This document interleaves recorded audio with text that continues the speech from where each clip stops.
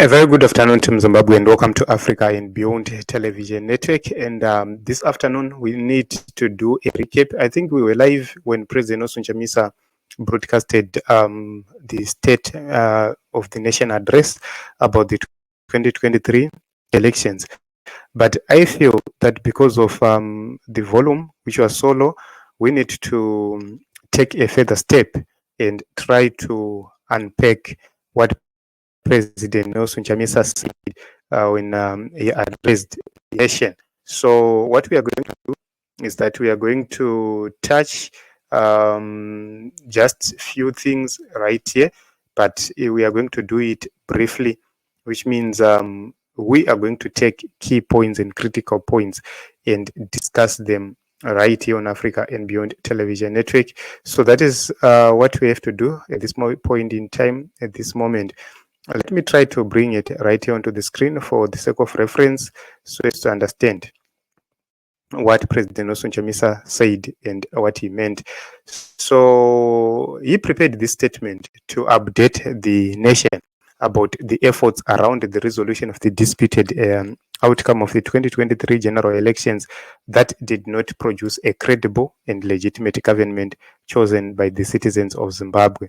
So that is the first point right here, a very important point, the reason why he had to do this press conference, or he had to address the people of Zimbabwe. So let us place it on a more favorable frame so that we can actually see and deal with this matter without fear or favor. So quickly, he speaks about the 2023 shambolic elections and the nationwide consultations which happened with the citizens and the relevant stakeholders across Zimbabwe. And a clear position was then met where they said the elections were improperly conducted to determine the actual winner. And also, he speaks about a position taken by SADC, African Union, European Union, Commonwealth, Chamisa, and all other intergovernmental organizations which were deployed to observe the elections in Zimbabwe. They came to the same conclusion that elections were not held freely, fairly, and according to the standards of the Constitution of the Republic of Zimbabwe, as well as the international standards of governing an election or a democratic election. And he then speaks about a million, around 2 million people, which gave a clear mandate to the President Chamisa, despite the challenges involved. The people did their best to deal with this matter, and he clearly speaks about this issue. Then on 26 September 2023, he wrote to SADC, which is the regional body, and this is the guarantor to the values and principles of the aspirations of the common agenda and common will of the people of the Southern Africa. They wrote a letter to SADC, and SADC then responded to this and advised that they were considering this matter, and up to now they have not given a consideration to this matter. But he went on to say on the 23rd of March in Lusaka, there was a SADC tracker which happened, and this was maybe upon the request of the opposition in Zimbabwe. And on 29 April, there was a follow-up which was made by the CIC to the SADC, as they were waiting for the response. According to President Chamisa, they are still waiting for the response to determine a clear path to deal with the way forward to resolve the governance crisis and leadership dispute. So he says, our request to SADC was and remains very simple, that as the regional body which Zimbabwe signed up for membership and vested some authority in the supranational intergovernmental organization, they require the facilitation to peacefully resolve the issues around the irregular and disputed elections. And the problem of the manipulated elections that produced a government without a mandate from the citizens has since culminated into high levels of intolerance, violations, repression, illegal recalls, representatives of the same disputed elections, in itself an unprecedented move and an encyclopedic infraction of democratic tenets. So he speaks about the problems faced by Zimbabwe, especially smuggling, where 1.8 billion is lost through looting each and every year. And also, every month, Zimbabwe is losing around 100 million worth of gold, which is being smuggled. So he says that only a legitimate government chosen by the people will bring confidence to the people and we will be able to deal with this issue. And he reiterates to this point, to SADC and AU, that indeed there is need to make sure that this issue is dealt with, and electoral malpractices are dealt with. They cannot continue to turn a blind eye or to ignore what has been happening in Africa or in Zimbabwe in particular. And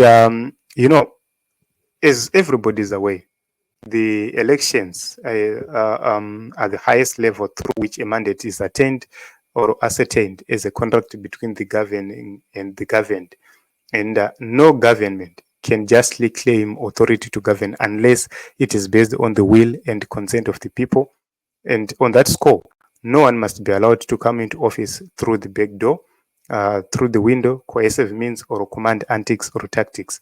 And the region and the international institutions cannot condemn a process and yet condone it and ultimately endorse it. It will be a contradiction in terms to determine a process as flawed and yet condone its outcome. And I think this is a clear message to SADC, AU, and other institutions. So to the citizens, he said that the following and exhaustion of available remedies and peaceful means to resolve national issues is not a manifestation of weakness or that we are devoid of other ideas and means. This is clear. He says following peaceful methods does not mean that we cannot use other tactics and other means to deal with issues.